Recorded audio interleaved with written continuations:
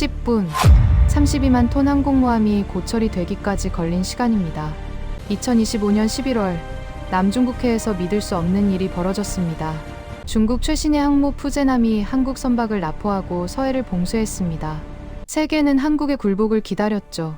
하지만 하늘 36,000km 상공에서 무언가 움직이기 시작했습니다.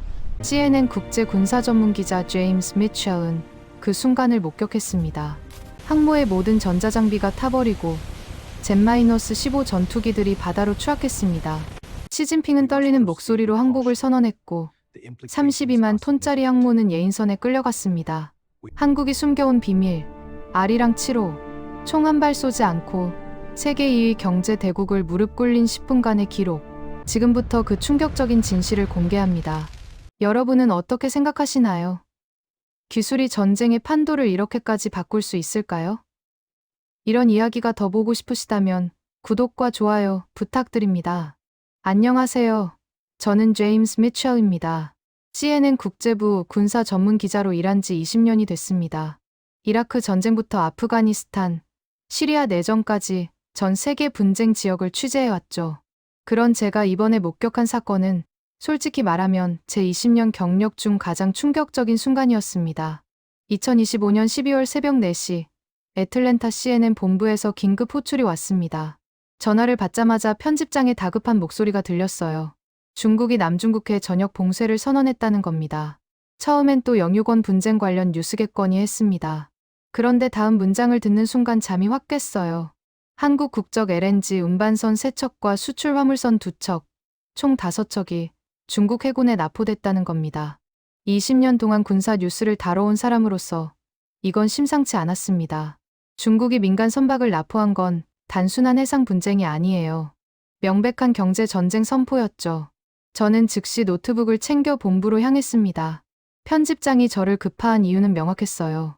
제가 2018년부터 2020년까지 베이징 특파원으로 근무하면서 중국 인민해방군을 집중 취재했거든요. 중국군의 움직임을 읽을 수 있는 몇 안 되는 서방 기자 중 한 명이었습니다. 본부 상황실에 도착했을 때는 이미 전 세계 언론사들이 발칵 뒤집혀 있었습니다. AP, 로이터, BBC 모두 긴급 속보를 내보내고 있었어요. 그런데 더 충격적인 건 그 다음이었습니다.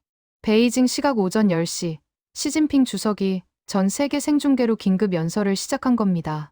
보통 이런 중대 사안은 외교부 대변인이나 국방부 장관이 나서는데 국가 주석이 직접 나선다는 건 예사롭지 않았죠.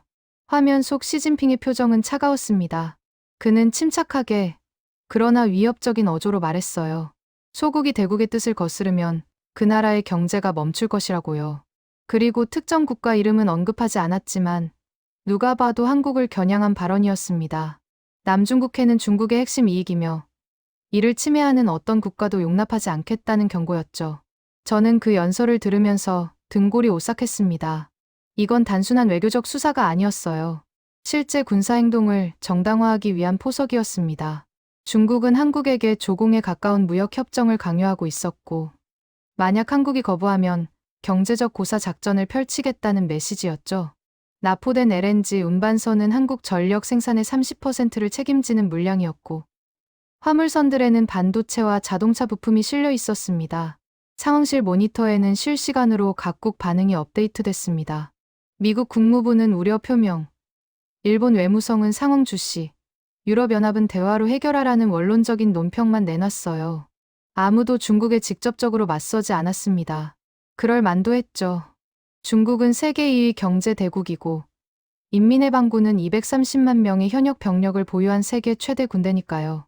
그런데 가장 이상한 건 한국 정부의 반응이었습니다. 보통 이런 상황이면 강력한 항해 성명이 나오거나 긴급 안보회의 소집 소식이 들려야 하는데 한국 외교부는 단 한 줄만 발표했습니다. 상황을 주시하고 있다고요. 너무 조용했어요. 20년 동안 국제분쟁을 취재하면서 배운 게 하나 있다면 지나치게 조용한 정부는 뭔가를 준비하고 있다는 겁니다. 저녁 7시쯤 제 베이징 소식통에게서 연락이 왔습니다. 중국 해군이 움직이고 있다는 겁니다. 산둥 반도 칭다오 해군 기지에서 대규모 함대가 출항 준비 중이라는 정보였어요.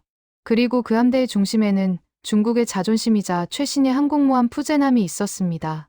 푸제남은 2024년에 실전 배치된 중국 최초의 전자기 캐터펄트 탑재 항모로 미국의 제럴드 포드급에 맞먹는 성능을 자랑하는 괴물이었죠. 저는 그 순간 직감했습니다. 이건 단순한 외교적 압박이 아니라 실제 무력 시위를 동반한 경제 전쟁이 될 거라고요. 중국은 한국을 무릎 꿇리기 위해 모든 수단을 동원할 준비가 돼 있었습니다. 그리고 전 세계는 이 대결을 지켜볼 수밖에 없었죠. 저 역시 카메라를 들고 이 역사적 순간을 기록하기 위해 긴급 출장 준비에 들어갔습니다. 다음 날 아침, 저는 인천공항행 비행기에 몸을 실었습니다. 한국으로 직접 가서 현장을 취재하기로 결정했죠. 비행기 안에서도 계속 뉴스를 확인했는데 한국 정부의 반응은 여전히 조용했습니다. 청와대 대변인은 정례 브리핑에서 단 2문장만 발표했어요. 중국의 불법 납포 행위를 규탄한다. 그리고 외교적 채널을 통해 해결하겠다고요. 이상했습니다. 20년 동안 국제 분쟁을 취재하면서 봐온 패턴과 달랐어요. 보통 이런 상황이면 각국 정부는 언론을 통해 여론전을 펼칩니다. 강력한 성명을 내고 국제사회 지지를 호소하고 때로는 군사적 대응 가능성까지 시사하죠. 그런데 한국은 너무 차분했습니다. 마치 이미 준비된 각본이 있는 것처럼요.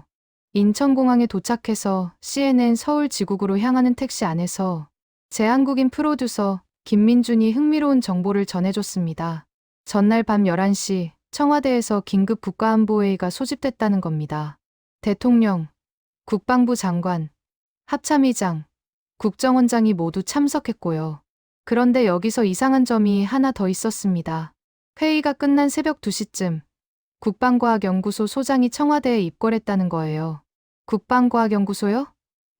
저는 속으로 되뇌었습니다. ADD는 한국의 방위산업을 책임지는 핵심 기관이죠. K-전차, K9 자주포, 천국 미사일 같은 무기 체계를 개발하는 곳입니다. 그런데 외교적 위기 상황에서 ADD 소장이 새벽에 대통령을 만난다는 건 뭔가 군사적 옵션을 검토하고 있다는 신호였습니다. 민주는 자신의 국방부 소식통이 한 가지 단어를 언급했다고 했어요. 코드 A라고요. 코드 A가 뭔지는 아무도 몰랐습니다. 군사 작전명인 건 확실한데 공개된 적이 없는 기밀 프로젝트였죠. 저는 노트에 그 단어를 적어뒀습니다. 직감적으로 이게 중요한 단서가 될 거라는 느낌이 들었거든요. CNN 서울 지국에 도착해서 곧바로 상황 파악에 들어갔습니다. 한국 언론들은 발칵 뒤집혀 있었어요. KBS, MBC, SBS 모든 방송사가 특별 편성으로 긴급 뉴스를 내보내고 있었습니다. 제2의 요소수 사태가 오는 거 아니냐는 우려가 쏟아졌죠. 납포된 LNG 운반선 때문에 겨울철 전력 대란이 올 수 있다는 분석도 나왔고요. 포털 사이트 댓글창은 불안과 분노로 가득했습니다. 그런데 더 심각한 건 중국 네티즌들의 반응이었습니다. 중국 최대 SNS 웨이보에는 한국을 조롱하는 글들이 쏟아졌어요. 소국이 대국에 대항하려 한다. 한국 경제는 이제 끝났다. 무릎 꿇고 빌어야 살아남는다는 식의 댓글들이었죠. 심지어 일부는 한국 포털 사이트까지 침투해서 댓글 테러를 벌이고 있었습니다. 사이버 전쟁이 이미 시작된 거나 다름없었어요. 오후 3시쯤 결정적인 뉴스가 터졌습니다. 중국 국방부가 공식 발표를 한 겁니다. 푸제남을 중심으로 한 항모 전단이 산둥 반도 칭다오 해군 기지에서 출격했다는 내용이었어요. 항모 1척, 이지스급 구축함 4척, 호위함 6척, 보급함 2척으로 구성된 대규모 전단이었습니다. 중국은 이걸 정례 훈련이라고 발표했지만 누가 봐도 한국을 겨냥한 무력 시위였죠. 저는 즉시 미해군 제7함대 소식통에게 연락을 취했습니다. 20년 동안 쌓아온 인맥이 이럴 때 빛을 발하죠. 소식통은 푸제남 전단의 항로를 확인해줬습니다. 서해 북부 해역으로 향하고 있다는 겁니다. 계산상으로는 48시간 내에 한국 영해 인근에 도착할 거라고 했어요. 중국은 한국의 서해 해상 교통로를 완전히 차단하려는 계획이었습니다. 저는 그날 저녁 생방송 리포트를 준비하면서 복잡한 심경이었습니다. 객관적으로 봤을 때 한국이 선택할 수 있는 카드가 많지 않았거든요. 중국과 정면 충돌하면 경제적 피해가 막대할 테고 그렇다고 굴복하면 주권을 포기하는 꼴이니까요. 대부분의 전문가들은 한국이 결국 협상 테이블로 나올 수밖에 없을 거라고 전망했습니다. 하지만 저는 여전히 석연치 않았습니다. 한국 정부의 지나친 침묵, 새벽에 이뤄진 ADD 소장의 청와대 입궐, 그리고 코드 A라는 의문의 단어. 뭔가 우리가 모르는 카드가 있는 게 아닐까요? 혹시 한국이 조용히 준비하고 있는 게 있는 건 아닐까요? 그날 밤, 저는 호텔 방에서 노트북을 열고 한국의 최신 국방 기술들을 검색하기 시작했습니다. K 전차, KF-21 전투기, 장보고급 잠수함. 그런데 검색 중에 눈에 띄는 기사 하나를 발견했습니다. 2024년 11월에 발사된 아리랑 7호 위성에 관한 내용이었어요. 대부분의 보도는 이게 고해상도 정찰 위성이라고만 설명했는데 유독 한 군사 전문 매체는 의미심장한 문구를 남겼더군요.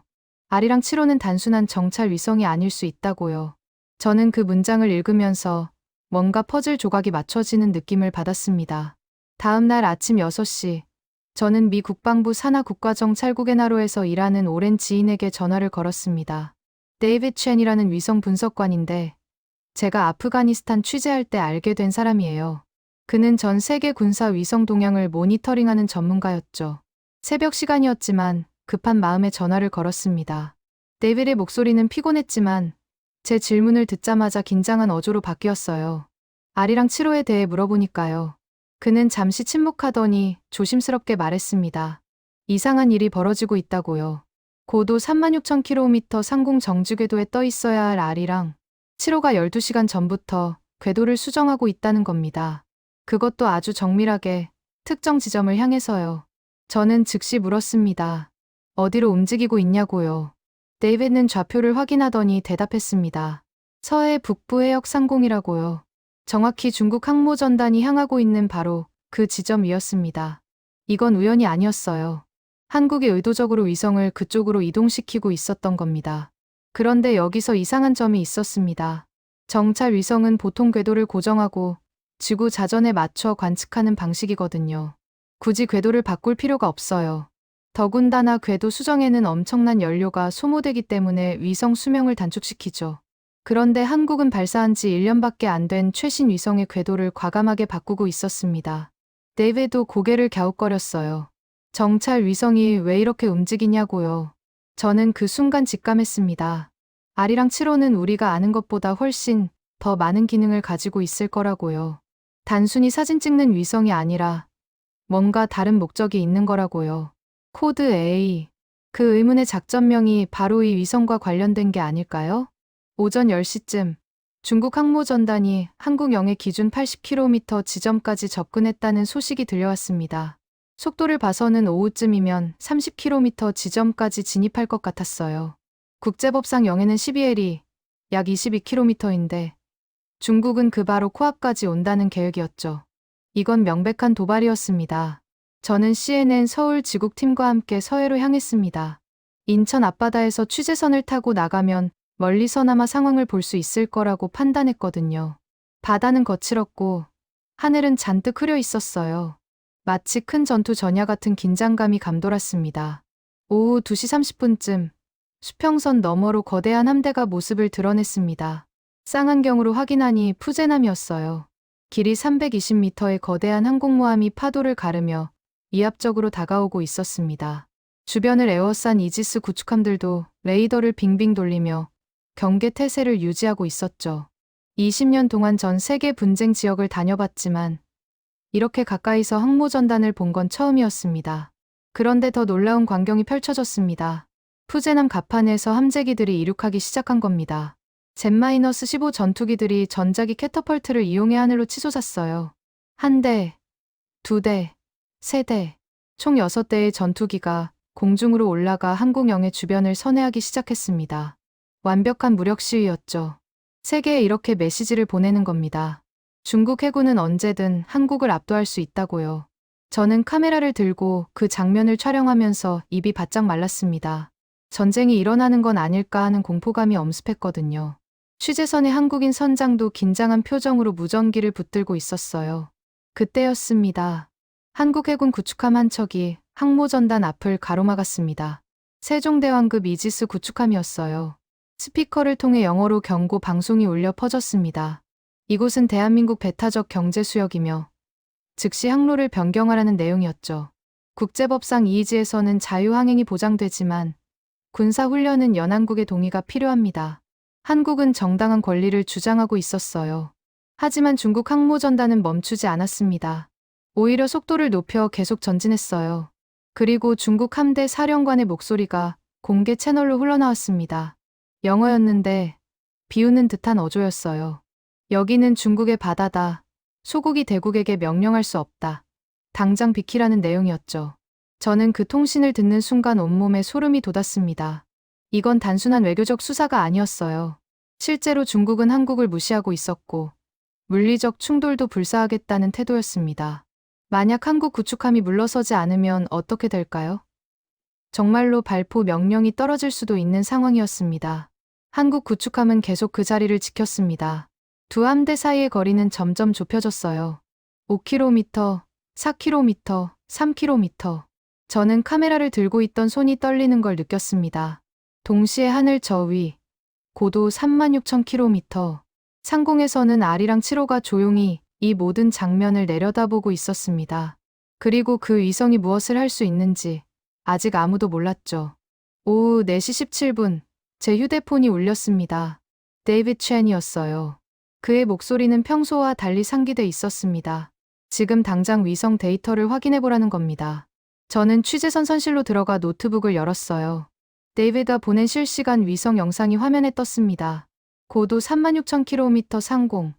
아리랑 7호가 화면 중앙에 보였습니다. 그런데 뭔가 이상했어요. 위성의 양쪽에서 거대한 패널 같은 게 펼쳐지고 있었거든요. 마치 새가 날개를 펴듯이 천천히 하지만 정확하게 전개되고 있었습니다. 데이비드는 숨을 죽인 채 말했어요. 저게 태양 전지판이 아니라는 겁니다. 형태도 다르고 전개 방식도 완전히 달라요. 저는 화면을 확대했습니다. 패널 표면에는 육각형 모양의 격자 구조가 빼곡히 박혀 있었어요. 마치 벌집처럼요. 데이비드의 분석에 따르면 이건 위상 배열 안테나 구조라는 겁니다. 정찰 위성에는 필요 없는 장비죠. 그럼 이게 뭐냐고요? 데이비드는 조심스럽게 추측했습니다. 전자기파 송신 장치일 가능성이 높다고요. 그 순간 저는 모든 퍼즐이 맞춰지는 걸 느꼈습니다. 코드 A, 궤도 수정, 그리고 이 의문의 패널. 아리랑 7호는 정찰 위성이 아니었어요. 아니, 정확히는 정찰 기능도 있지만 그게 전부가 아니었던 겁니다. 이건 무기였습니다. 우주에서 작동하는 전자전 무기였던 거죠. 데이비드가 다급하게 말했습니다. 패널이 완전히 전개됐다고요. 그리고 에너지 수치가 급격히 올라가고 있다고요. 뭔가 가동되기 시작한 겁니다. 저는 노트북을 들고 갑판으로 뛰어나갔어요. 수평선 너머로 푸제남 항모전단이 여전히 위압적으로 떠 있었습니다. 4시 23분, 이상한 일이 벌어졌습니다. 중국 항모의 레이더가 갑자기 멈춘 겁니다. 빙빙 돌던 위상 배열 레이더가 한 방향에 고정된 채 움직이지 않았어요. 처음엔 기계 고장인 줄 알았습니다. 하지만 호위 구축함들도 같은 증상을 보이기 시작했죠. 6척의 함정 레이더가 전부 같은 방향을 향한 채 멈춰 있었습니다. 제 위성 전화로 미 해군 제7함대 정보 장교에게서 연락이 왔습니다. 그는 믿을 수 없다는 어조로 말했어요. 중국 항모전단 지휘 통제실에서 이상 신호가 포착되고 있다고요. 어떻게 그걸 아느냐고 물으니 미 해군의 EA-18G 그라울러 전자전 항공기가 인근 공역에서 모니터링 중이라는 겁니다. 그들이 감청한 중국군 내부 통신은 완전히 혼란 상태였다고 해요. 4시 29분, 결정적인 순간이 왔습니다. 중국 항모전단의 모든 함정에서 동시에 경보음이 울렸습니다. 저는 망원경으로 그 광경을 똑똑히 봤어요. 푸제남 함교에서 장교들이 뛰어다니는 모습, 승무원들이 당황한 표정으로 장비를 두드리는 모습이 보였습니다.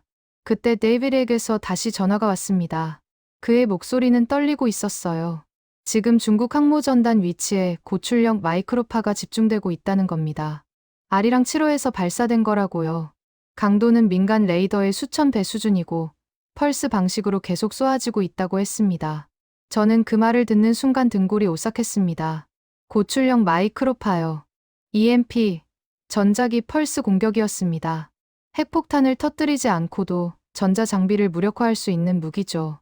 미국이 개발 중이라는 소문만 무성했던 그 기술을 한국이 이미 위성에 탑재해서 실전 배치했던 겁니다.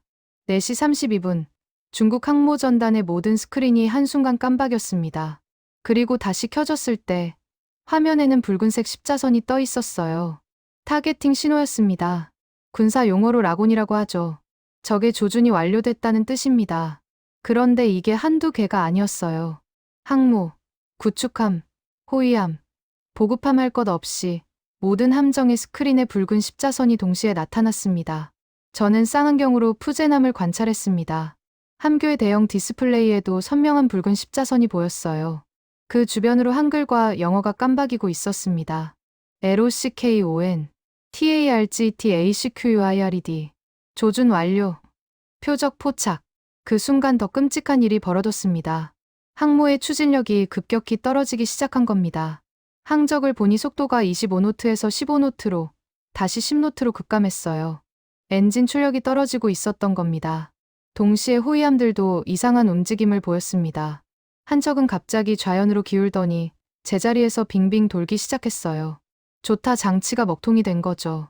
더 충격적인 광경은 미사일 발사관이었습니다. 구축함 한 척의 수직 발사관 덮개가 스스로 열렸다 닫혔다를 반복했어요. 승무원들이 아무리 제어해도 멈추지 않았습니다.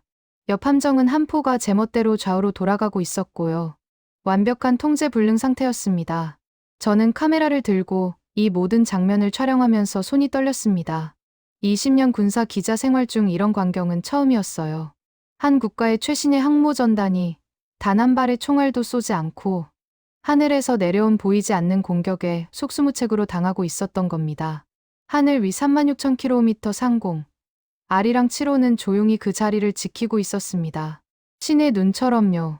4시 37분, 두 번째 펄스가 왔습니다. 이번엔 더 강력했어요. 저는 취재선 갑판에서 그 순간을 목격했습니다. 하늘에서 보이지 않는 망치가 내려친 것 같았죠. 푸제남 항모전단의 모든 함정이 동시에 흔들렸습니다. 물리적 충격은 아니었어요. 하지만 전자적으로는 엄청난 타격이었던 겁니다. 항모 갑판의 조명이 깜박이더니 완전히 꺼졌습니다.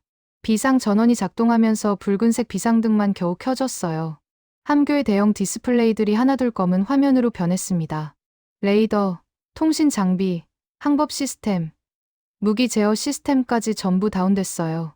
저는 쌍안경으로 함교 안을 들여다봤는데 장교들이 패닉 상태에 빠진 게 보였습니다. 더 충격적인 건 엔진이었습니다. 푸제남의 추진력이 완전히 멈췄어요. 32만 톤급 거대 항모가 그냥 바다 한가운데서 떠있기만 했습니다. 움직이지 못했어요. 주변 호위 함정들도 마찬가지였죠. 6척의 구축함과 호위함이 제각기 다른 방향으로 떠돌기 시작했습니다. 조타 장치가 완전히 먹통이 된 겁니다. 저는 즉시 위성 전화로 CNN 본부에 긴급 생중계를 요청했습니다. 전 세계가 이 순간을 봐야 한다고 생각했거든요. 카메라 앞에 섰을 때 제 뒤로는 표류하는 중국 항모전단이 보였어요. 저는 떨리는 목소리로 이 포트를 시작했습니다. 지금 제 눈앞에서 믿을 수 없는 일이 벌어지고 있습니다. 중국 해군의 자존심인 푸제남 항모전단이 완전히 무력화됐습니다. 승무원들은 멀쩡합니다. 하지만 배의 모든 전자 장비가 작동을 멈췄어요. 한국의 아리랑 7호 위성이 쏜 고출력 마이크로파 때문입니다. 이건 전쟁이 아닙니다. 하지만 전쟁보다 더 압도적인 기술력의 차이를 보여주고 있습니다. 그때 하늘에서 굉음이 들렸습니다. 저는 고개를 들어 위를 봤어요. 푸제남 갑판에서 이륙 대기 중이던 Z-15 전투기가 문제를 일으키고 있었습니다. 전자기 캐터펄트 시스템이 오작동을 일으킨 거예요. 한 대의 전투기가 갑자기 캐터펄트에서 튕겨나갔는데 충분한 속도를 얻지 못했습니다. 비행기는 겨우 10m쯤 떠올랐다가 그대로 바다로 곤두박질 쳤어요. 물보라가 치솟았습니다. 조종사는 탈출했지만 수억 달러짜리 최신의 전투기는 바닷속으로 가라앉았죠. 그게 끝이 아니었어요. 갑판에 대기 중이던 다른 전투기들도 시동이 꺼졌습니다. 아무리 재시동을 시도해도 엔진이 걸리지 않았어요. 첨단 항공 전자 장비가 전부 타버린 겁니다. 저는 데이빗에게 전화를 걸었습니다. 대체 지금 뭐가 일어나고 있는 거냐고 물었죠. 그는 차분하게 설명했어요. 고출력 마이크로파는 전자 회로의 반도체 소자를 물리적으로 파괴한다고요. 마치 전자레인지에 금속을 넣으면 스파크가 튀는 것처럼 회로 기판이 순간적으로 과부하를 견디지 못하고 타버린다는 겁니다. 하지만 사람한테는 무해해요. 그래서 승무원들은 멀쩡한데 배만 고철이 된 거죠. 4시 49분, 중국 항모전단이 출항한 지 정확히 10분 만의 일이었습니다. 세계 3위 해군력을 자랑하던 중국의 최신의 항모전단이 움직이는 고철 더미로 전락했어요. 이지스 시스템은 먹통, 레이더는 작동 불능, 미사일 발사관은 열리지도 않고 한 포는 조준도 할 수 없었습니다. 가장 치명적인 건 통신 두절이었죠. 함대 사령관은 베이징 지휘부에 보고조차 할 수 없었습니다. 저는 그때 한국 합참의장의 목소리를 들었습니다. 공개 채널로 송출된 통신이었어요. 영어였는데 차갑고 단호한 어조였습니다. 중국 인민해방군 해군 푸제남 항모전단. 이곳은 대한민국 합동참모본부입니다. 기관들의 함정은 현재 대한민국 국방 시스템의 완벽한 통제하에 있습니다. 기관들의 생사여탈권은 현재 대한민국이 쥐고 있습니다. 만약 어떠한 적대 행위를 시도할 경우 즉시 격침 조치에 들어갈 것입니다. 지금부터 30분 이내에 현재 해역에서 50해리 이상 후퇴하십시오. 이것은 경고가 아닌 명령입니다. 전 세계 해군이 이 통신을 들었을 겁니다. CNN뿐만 아니라 BBC, 로이터, AP 모든 언론사가 이 순간을 생중계하고 있었거든요. 한국이 중국에게 명령을 내리는 역사적 순간이었습니다. 하지만 중국 항모전단은 대답할 수조차 없었어요. 통신 장비가 완전히 타버렸으니까요. 저는 카메라를 들고 푸제남을 클로즈업했습니다. 갑판 위에 승무원들이 수신호로 의사소통을 하고 있었어요. 21세기 최첨단 항공모함이 20세기 초 방식으로 돌아간 거죠. 함교에서는 사령관으로 보이는 인물이 망원경을 들고 한국 함정을 바라보고 있었습니다. 그의 어깨는 처져 있었고 표정은 패배를 인정한 사람의 것이었어요. 5시 정각 한국 해군 세종대왕함에서 예인선 3척이 출동했습니다. 중국 항모전단을 예인하기 위해서였죠. 스스로 움직일 수 없으니 끌고 가야 했던 겁니다. 그 광경을 보는 순간 저는 이게 현실인지 의심했습니다. 32만 톤짜리 항공모함이 예인선에 끌려가고 있었으니까요. 오후 5시 30분 저는 CNN 서울 지국으로 돌아왔습니다. 취재선에서 촬영한 영상들을 편집하면서 베이징에서 무슨 일이 벌어지고 있을지 상상해봤어요. 중국 지도부는 지금 완전히 패닉 상태일 겁니다. 자국의 최신의 항모전단과 연락이 두절됐으니까요. 제 예상은 적중했습니다. 오후 6시쯤 베이징 소식통에게서 긴급 연락이 왔거든요. 중난하이, 그러니까 중국 최고 지도부가 모여있는 직무구역이 완전히 뒤집혔다는 겁니다. 시진핑 주석이 인민해방군 총참모부를 긴급 소집했는데 아무도 상황을 설명하지 못하고 있다는 거예요. 가장 큰 문제는 정보 부족이었습니다. 푸제남 항모전단과의 통신이 완전히 끊겼거든요. 위성 전화도, 무전도, 심지어 긴급 통신망까지 전부 먹통이었어요. 베이징 입장에서는 자국 함대가 증발한 것처럼 보였을 겁니다. 유일하게 확인할 수 있는 건 미국 정찰 위성이 찍은 사진뿐이었죠. 그리고 그 사진 속 푸제남은 예인선에 끌려가고 있었습니다. 저는 그 사진을 입수할 수 있었어요. 미 국방부 소식통이 비공식적으로 건네준 겁니다. 사진을 확대해보니 섬뜩한 장면이 보였습니다. 푸제남 주변으로 붉은색 원형 표시가 겹겹이 그려져 있었어요. 타겟팅 마커였습니다. 레이더로 조준된 게 아니라 위성에서 직접 라곤한 신호였죠. 그 원 안에 갇힌 항모는 마치 사냥감처럼 보였습니다. 오후 7시 더 충격적인 소식이 들려왔습니다. 중국이 아리랑 7호를 무력화하기 위해 군사 위성을 가동했다는 겁니다. 데이비드 첸이 급하게 전화를 걸어왔어요. 중국의 대위성 무기 시스템이 작동했다는 겁니다. 창정 -19호 위성 3기가 아리랑 7호를 향해 궤도를 수정하기 시작했다고요. 창정 -19호는 중국이 비밀리에 개발한 킬러 위성입니다. 다른 위성에 접근해서 로봇팔로 붙잡거나 레이저로 센서를 파괴하는 기능을 가지고 있죠. 중국은 이걸 우주 쓰레기 제거용이라고 주장하지만 실제로는 적국 위성을 공격하기 위한 무기예요. 그 3기가 지금 아리랑 7호를 향해 다가가고 있었습니다. 저는 노트북으로 실시간 위성 추적 데이터를 확인했습니다. 창정 -19호들이 점점 아리랑 7호에 가까워지고 있었어요. 30km, 25km, 20km. 사정거리 안으로 들어오고 있었죠. 이대로면 10분 내에 아리랑 7호가 공격받을 상황이었습니다. 하지만 7시 23분, 믿을 수 없는 일이 벌어졌습니다. 3기의 창정 -19호가 동시에 궤도 이탈을 시작한 겁니다. 데빌의 설명으로는 위성들의 자세 제어 시스템이 갑자기 오작동을 일으켰다는 거예요. 태양 전지판이 제멋대로 회전하고 추진 엔진이 멋대로 분사되면서 통제불능 상태가 됐다고 했습니다. 제임스, 이거 해킹이야. 데빌의 목소리는 경악으로 가득했어요. 아리랑 7호가 중국 위성들을 역으로 해킹했어. 위성 간 통신 프로토콜을 뚫고 들어가서 제어권을 빼앗은 거야. 이런 기술은 NASA도 못해. 대체 한국이 뭘 개발한 거지? 저는 화면을 멍하니 바라봤습니다. 새 기의 중국 위성이 우주 공간에서 제각기 다른 방향으로 떠돌아다니고 있었어요. 수억 달러를 들여 만든 군사 위성들이 순식간에 우주 쓰레기로 전락한 겁니다. 아리랑 7호는 그 자리에서 꿈쩍도 하지 않았고요. 마치 파리를 쫓아내듯 가볍게 처리한 것처럼 보였습니다. 오후 8시, 제 베이징 소식통에게서 또 다른 정보가 들어왔습니다. 이번엔 정말 믿기 힘든 내용이었어요. 시진핑 주석의 집무실에서 이상한 일이 벌어졌다는 겁니다. 대형 모니터가 갑자기 깜박이더니 화면에 태극기가 나타났다는 거예요. 그리고 그 아래로 붉은 글씨로 ROCKON이라는 문구가 깜박이기 시작했다고 합니다. 처음엔 농담인 줄 알았어요. 중국 국가 주석의 집무실이 해킹당했다니 말이 되나요? 하지만 소식통은 진지했습니다. 시진핑의 책상 위에 있던 모든 전자기기, 컴퓨터, 태블릿, 심지어 비상통신용 위성 단말기까지 전부 같은 화면을 띄웠다는 거예요. 누군가 중난아이의 보안 시스템을 완전히 뚫고 들어간 겁니다. 저는 그 순간 소름이 돋았습니다. 이건 단순한 군사 기술 시위가 아니었어요. 심리전이었습니다. 한국은 중국 지도부에게 메시지를 보내고 있었던 겁니다. 우리는 당신들의 항모만 조준할 수 있는 게 아니다. 당신들의 집무실도, 당신들의 목숨도 조준할 수 있다고요. 소식통에 따르면 시진핑은 그 화면을 본 순간 얼굴이 새하얗게 질렸다고 합니다. 주변 참모들에게 소리를 질렀지만 아무도 해결책을 내놓지 못했어요. 중국의 최고 사이버 보안 전문가들이 달려왔지만 해킹을 막을 수 없었습니다. 화면은 30분 동안 계속 그 상태로 유지됐다가 한국 시각 오후 8시 30분에 저절로 꺼졌다고 해요. 저는 노트에 이 모든 내용을 적으면서 손이 떨렸습니다. 20년 동안 전쟁과 분쟁을 취재했지만 이렇게 일방적인 기술 격차는 본 적이 없었거든요.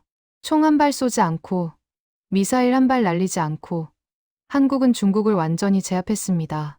바다에서는 항모전단이 고철이 됐고 하늘에서는 위성이 무력화됐고 땅에서는 지도부가 공포에 떨고 있었어요.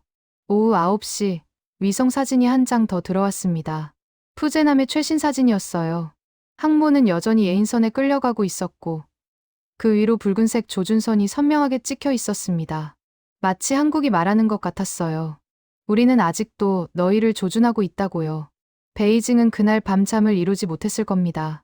오후 10시 15분 제 휴대폰이 울렸습니다. 한국 청와대 출입 기자단에 속한 동료였어요. 그는 흥분한 목소리로 말했습니다. 중국에서 긴급 한라인 요청이 들어왔다는 겁니다. 시진핑 주석이 직접 한국 대통령과 통화하고 싶다는 거예요. 저는 즉시 CNN 본부에 이 사실을 보고했습니다. 이건 역사적 순간이 될 거라고 직감했거든요. 20년 전 한국전쟁 이후 중국이 한국에게 먼저 손을 내민 적은 단 한 번도 없었습니다. 항상 한국이 중국의 눈치를 봤죠. 하지만 지금은 정반대였습니다. 청와대 소식통에 따르면 통화 요청이 온 시각은 베이징 시각 오후 9시였다고 합니다. 보통 국가 간 한라인은 외교 채널을 통해 최소 하루 전에 조율되는데 중국은 그런 절차를 무시하고 긴급 연결을 요청했어요. 그것도 3번이나요. 얼마나 급했으면 그랬을까요? 한국 대통령은 즉시 응답하지 않았습니다. 30분 동안 기다리게 했어요. 이것도 심리전의 일부였죠. 급한 쪽은 중국이니까요. 오후 10시 45분, 드디어 통화가 연결됐습니다. 물론 대화 내용은 기밀이었지만 제 소식통은 통화실 밖에서 분위기를 전해줬어요. 시진핑의 목소리는 평소와 완전히 달랐다고 합니다. 차갑고 권위적이던 그 목소리가 떨리고 있었다는 거예요. 첫 마디부터 대통령 각하라는 존칭을 썼다고 해요. 보통 중국은 한국 대통령을 그냥 이름으로 부르거나 귀국 정상이라고 표현했는데 이번엔 달랐습니다. 통화는 15분 동안 이어졌습니다. 그 사이 한국 대통령은 시진핑에게 한 가지를 보여줬다고 해요. 바로 아리랑 7호가 조준하고 있는 베이징의 주요 시설 목록이었습니다. 인민대회당, 중앙군사위원회 본부, 인민해방군 총참모부, 그리고 시진핑의 집무실까지요. 붉은 십자선이 그 모든 곳을 가리키고 있었습니다. 제 소식통은 이렇게 전했습니다. 시진핑의 숨소리가 들렸대요. 화면을 보는 순간 말을 잇지 못했다고 해요. 30초 정도 침묵이 흘렀는데 그게 영원처럼 느껴졌다고 합니다. 그리고 시진핑이 입을 열었습니다. 우리의 실수를 인정합니다. 제발 시스템을 멈춰 주십시오. 중국은 대한민국의 요구를 들어주겠습니다. 청와대 통역관이 이 말을 번역하는 동안 통화실 안의 한국 참모들은 서로를 쳐다봤다고 해요. 믿을 수 없다는 표정으로요. 한국 대통령은 침착하게 조건을 제시했습니다. 첫째, 납포한 한국 선박 5척을 즉시 석방할 것. 둘째, 남중국해 봉쇄를 즉각 해제할 것. 셋째, 이번 사태에 대한 공식 사과와 배상. 넷째, 한국에 대한 모든 무역 제재 조치 철회. 다섯째, 앞으로 한국 선박의 항행의 자유를 보장할 것. 시진핑은 한치의 망설임도 없이 대답했습니다. 모두 받아들이겠습니다. 그의 목소리는 이미 항복한 사람의 것이었어요. 중국이라는 거대한 대국이 한국이라는 소국 앞에서 무릎을 꿇은 순간이었습니다. 한국 대통령은 마지막으로 한 가지를 덧붙였습니다. 주석 각하, 대한민국은 평화를 원합니다. 하지만 우리의 주권을 침해하는 어떤 시도도 용납하지 않을 것입니다. 오늘 일어난 일을 잊지 마십시오. 통화는 그렇게 끝났습니다. 저는 이 내용을 전해 듣고 손에 땀을 쥐고 있었습니다. 이건 단순한 외교적 승리가 아니었어요. 한국이 동북아시아의 세력 균형을 완전히 바꿔놓은 순간이었습니다. 중국은 이제 한국을 무시할 수 없게 됐어요. 아니, 무시해서는 안 되는 나라가 됐습니다. 오후 11시 30분, 중국 외교부가 긴급 성명을 발표했습니다. 납포한 한국 선박을 즉시 석방한다는 내용이었어요. 남중국해 봉쇄도 해제한다고 했습니다. 공식 사과문은 다음 날 발표하겠다고 했고요. 전 세계 언론이 이 성명을 받아쓰기 시작했습니다. 저는 카메라 앞에 섰습니다. 생방송으로 전 세계에 이 소식을 전해야 했거든요. 심호흡을 하고 입을 열었습니다. 지금 역사가 바뀌고 있습니다. 중국이 한국에게 항복했습니다. 20년 군사 기자 생활 중 가장 충격적인 순간입니다. 한국은 총 한 발 쏘지 않고 미사일 한 발 날리지 않고 단지 기술만으로 세계 2위 경제 대국을 굴복시켰습니다. 이것이 21세기 전쟁의 모습입니다. 그날 밤 서울 하늘 어딘가에서 아리랑 7호가 조용히 떠 있었습니다. 여전히 붉은 조준선은 켜져 있었고 세계는 그것을 지켜보고 있었습니다. 다음 날 아침 7시 납포됐던 한국 선박 5척이 석방됐습니다. 저는 인천항에서 그 순간을 취재했어요. LNG 운반선 3척과 화물선 2척이 무사히 입항하는 모습을 봤습니다. 선원들은 모두 건강했고 화물도 온전했어요. 중국은 약속을 지켰습니다. 하지만 전 세계가 주목한 건 따로 있었습니다. 바로 푸제남 항모전단의 귀환이었죠. 중국 칭다오 해군 기지로 돌아가는 항모의 모습이 전 세계 언론에 포착됐습니다. 예인선 3척에 끌려가는 32만 톤짜리 최신의 항공모함. 갑판 위에는 작동 불능 상태의 Z-15 전투기들이 줄지어 서 있었고 레이더는 멈춰 있었어요. CNN, BBC, 로이터, AP 모든 언론사가 이 장면을 일면에 실었습니다. 제목은 다양했지만 메시지는 하나였죠. 중국의 굴욕, 한국의 승리. 특히 뉴욕타임스는 10분 만에 끝난 해상 대결이라는 제목으로 특집 기사를 실었어요. 워싱턴 포스트는 21세기 전쟁은 이렇게 싸운다는 분석 기사를 냈고요. 중국 정부는 사흘 후 공식 사과문을 발표했습니다. 한국 선박 납포는 과도한 조치였으며 대한민국 정부와 국민에게 깊이 사과한다는 내용이었어요. 동시에 500억 달러의 배상금 지급을 약속했습니다. 중국이 다른 나라에 배상금을 지급한 건 현대사에서 처음 있는 일이었죠. 더 놀라운 건 무역 정책 변화였습니다. 중국은 한국에 대한 모든 비관세 장벽을 철폐했어요. 한한령도 완전히 해제됐고 사드 보복 조치도 전면 철회됐습니다. 한국 기업들에 대한 차별적 규제도 사라졌죠. 사실상 중국이 한국에게 경제적 특혜를 준 셈이었습니다. 저는 2주 후 청와대 브리핑에 참석했습니다. 국방부 장관이 아리랑 7호에 대해 처음으로 공식 설명을 했어요. 아리랑 7호는 정찰 위성이자 유사시 전자전 능력을 보유한 다목적 위성입니다. 이번 작전명 황룡 사냥을 통해 대한민국의 우주 국방 기술을 입증했습니다. 황룡 사냥. 중국을 상징하는 황룡을 사냥한다는 의미였죠. 작전명부터 이미 계획돼 있었던 겁니다. 한국은 조용히 준비했고 완벽하게 실행했어요. 한 달 후, 저는 서울 용산 국방부 청사 옥상에 올라갔습니다. 밤하늘을 올려다봤죠. 육안으로는 보이지 않지만 저 높은 곳 어딘가에 아리랑 7호가 떠 있다는 걸 알고 있었습니다. 여전히 작동 중이고 여전히 한반도를 지키고 있다는 것도요. 저는 그날 밤 마지막 리포트를 준비했습니다. 카메라 앞에 서서 지난 한 달을 정리했어요. 20년 동안 전쟁과 분쟁을 취재하면서 배운 게 있습니다. 진짜 강한 나라는 소리 지르는 나라가 아니라 조용히 준비하는 나라라는 것을요. 한국은 아무에게도 말하지 않았습니다. 아리랑 7호가 무엇을 할 수 있는지, 코드 A가 무엇인지. 그저 묵묵히 개발하고 완벽하게 준비했죠. 그리고 필요한 순간 주저없이 사용했습니다. 이것이 진짜 국방입니다. 과시가 아닌 실력, 위협이 아닌 준비. 대한민국이 전 세계에 보여준 것은 기술력만이 아니었습니다. 조용한 강자의 품격이었습니다. 리포트를 마치고 카메라를 끄면서 저는 다시 한번 밤하늘을 올려다봤습니다. 별들 사이 어딘가에서 아리랑 7호가 반짝이고 있을 것 같았어요. 한국의 새로운 시대를 여는 별처럼요.